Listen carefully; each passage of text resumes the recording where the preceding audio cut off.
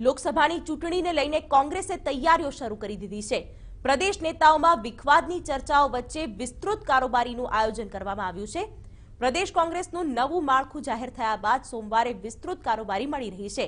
આ બેઠકમાં કોંગ્રેસના વરિષ્ઠ નેતા અહેમદ પટેલ અને ગુજરાત કોંગ્રેસ પ્રભારી રાજીવ સાતવ પણ હાજર રહેશે।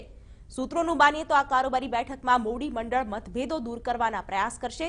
આ સાથે સંગઠનના વિવિધ પ્રશ્નો, હોદ્દેદારોની કામગીરીનું મૂલ્યાંકન, ચૂંટણી પ્રચારના વિવિધ મુદ્દાઓ, પક્ષની આગામી રેલીઓ, યાત્રાઓ અને સંમેલનોના આયોજન અંગે ચર્ચા વિચારણા કરી રણનીતિ તૈયાર કરવામાં આવશે।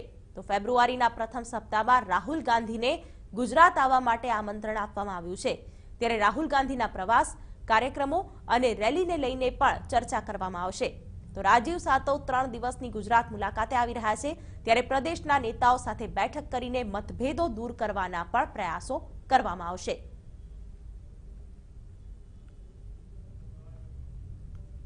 વિસ્તૃત કારોબારીમાં હંમેશા અગાઉના થયેલા કામની એનું મૂલ્યાંકન, સંગઠનમાં જે કંઈ ફેરબદલ થયા હોય તેની ચર્ચા અને ત્યારબાદ આગામી સમયની અંદર શું કામગીરી થઈ શકે, કારણ કે આગામી સમયની અંદર આ વિસ્તૃત કારોબારી એવા સમયે મળી રહી છે જ્યારે 2019ની લોકસભાની ચૂંટણી સામે આવી રહી છે। તેવા સમયે આ વિસ્તૃત કારોબારીમાં કોંગ્રેસ પક્ષના રાષ્ટ્રીય અધ્યક્ષ અમારા વરિષ્ઠ નેતા અહેમદભાઈ પટેલ તેઓ આમાં વિશેષ માર્ગદર્શન માટે આવવાના